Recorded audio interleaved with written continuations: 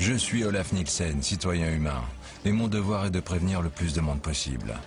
J'ai travaillé sur la construction du Svalbard Global Seal Vault sur l'île de Spitsberg en Norvège, et sous couvert de construire des bunkers pour préserver notre richesse botanique, plusieurs gouvernements se préparent à la fin du monde, en construisant en fait des bases souterraines destinées à la protection des populations.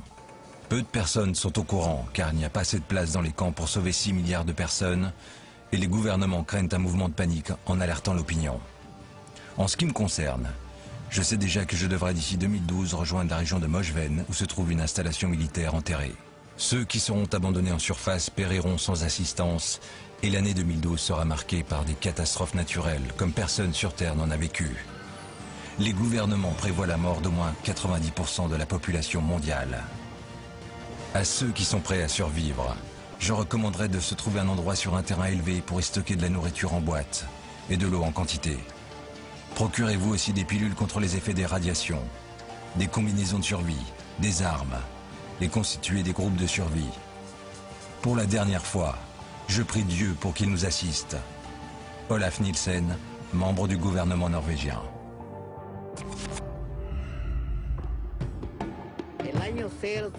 L'année 2012 marque la fin d'un cycle. Le 21 décembre 2012, nous entrerons dans le premier jour d'une nouvelle ère. Pour que tout le monde comprenne bien, nous attendons un nouveau jour, un nouvel espoir, une manière de vivre radicalement différente après cette date. Pour que le monde trouve la paix et la joie. Aujourd'hui, nous vivons dans un monde rempli de haine, de vengeance, d'exploitation, de racisme et de pollution.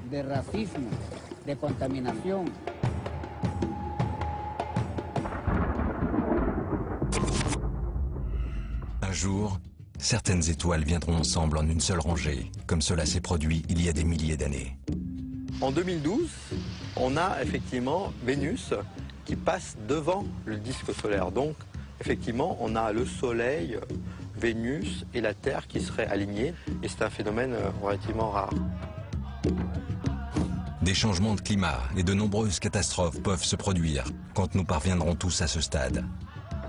Ce qui peut se produire, cela, personne ne peut le savoir réellement.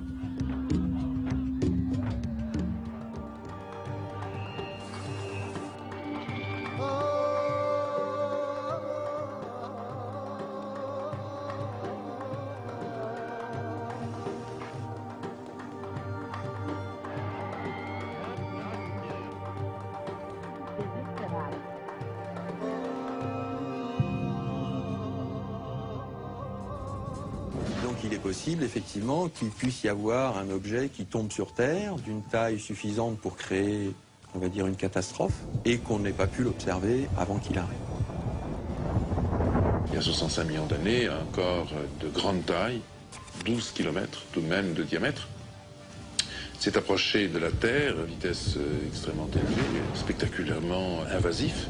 Et à quelques minutes, il est passé de la haute atmosphère, il a percuté. Et 12 km, c'est l'équivalent de milliards de bombes atomiques de type Hiroshima. L'impact a été absolument cataclysmique, c'est vraiment le cas de le dire.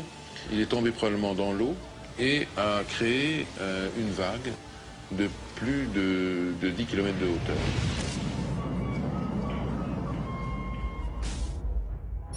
Il y a près de 4 milliards d'années, la Terre, alors 2 fois plus grosse qu'aujourd'hui et recouverte d'eau, s'appelait Tiamat et orbitait entre Mars et Jupiter.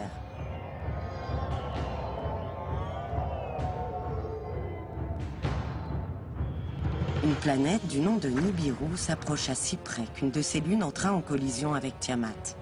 Le choc fut terrible. La partie intacte de Tiamat fut déplacée sur une nouvelle orbite, entre Mars et Vénus, et devint notre Terre telle qu'elle est aujourd'hui. La partie de Tiamat ayant subi le choc aurait été réduite en morceaux et ses restes seraient le bracelet martelé que nous appelons aujourd'hui la ceinture d'astéroïdes.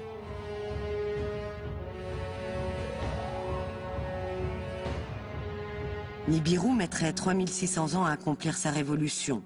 Elle tournerait dans le sens inverse des autres planètes et son orbite ne serait pas dans le plan de l'écliptique. En bref, elle ne ferait pas forcément partie de notre système solaire.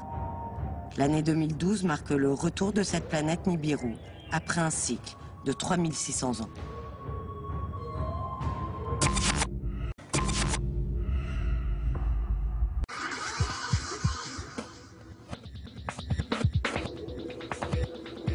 Certains phénomènes qu'on peut appeler extrêmes, type vague de chaleur, sécheresse persistante ou très forte précipitation, sont en augmentation.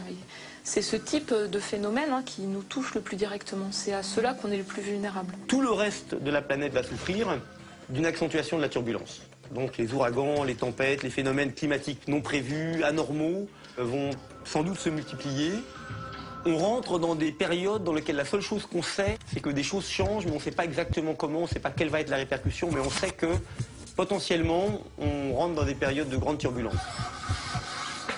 Quand on a accélération des eaux qui viennent de l'amont, avec la fonte des glaciers, la dégradation des forêts, une montée du niveau de mer, et puis une turbulence accrue au niveau cyclonique, eh ben, d'un seul coup, c'est des zones très très très peuplées, qui deviennent non seulement très difficiles à vivre, mais en plus extrêmement risquées.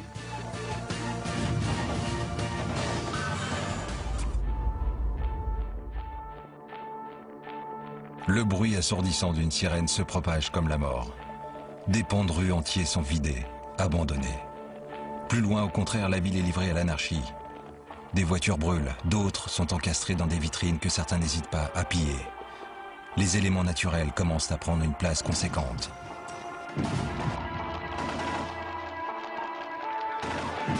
Des gens courent dans tous les sens, en se bousculant, se piétinant. Des enfants apeurés pleurent sans que quiconque ne vienne à leur secours. Pas même l'armée qui n'hésite pas à tirer sur la population. C'est la panique. Il ne reste que quelques heures avant le grand déluge. Une pluie diluvienne s'est mise à tomber. En périphérie de la ville, une foule s'agglutine derrière les barrières disposées par l'armée. La population s'entasse et les premiers sont écrasés sous le poids. Pourtant, les autorités n'ont donné aucun ordre de secours.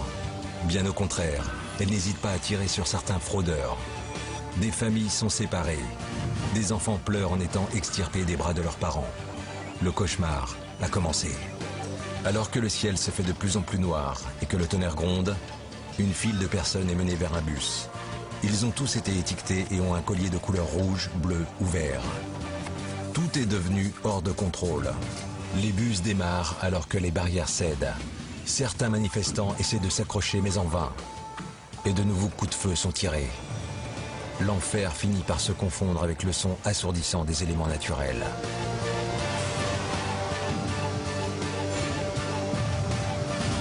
Le convoi finit par arriver à l'entrée des bunkers. Il se gare et les passagers sont immédiatement pris en charge et répartis à différents endroits suivant les couleurs qui leur ont été imparties. Une voix, émise d'un haut-parleur, donne les directives à suivre.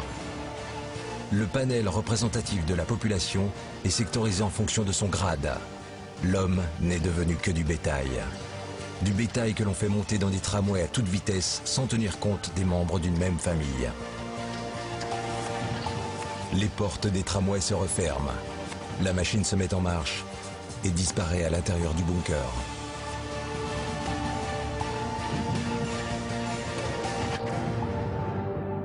Des kilomètres de tunnels défilent. Le bruit assourdissant de la panique, des éléments naturels et des sirènes a fait place au silence des entrailles de la Terre et au bruit des rails qui courent sans relâche. Les survivants ne savent pas quoi penser. Ils ont peur et ressentent le terrible cataclysme qui se déroule au-dessus de leur tête. Dehors, une pluie de comètes s'abat sur les villes, détruisant tout sur son passage et amenant une onde meurtrière. À l'autre bout de la Terre, le sol s'est ouvert, provoquant l'éruption de volcans. Près des côtes, d'énormes tsunamis vont être la cause de millions de morts. Tous ces astres destructeurs ne sont que les prémices de l'arrivée de la planète X. Et plus de 90% de la population mondiale va périr. Dans les bunkers, les survivants découvrent un monde souterrain complètement aseptisé, sectorisé. D'immenses écrans diffusent les images de la fin du monde.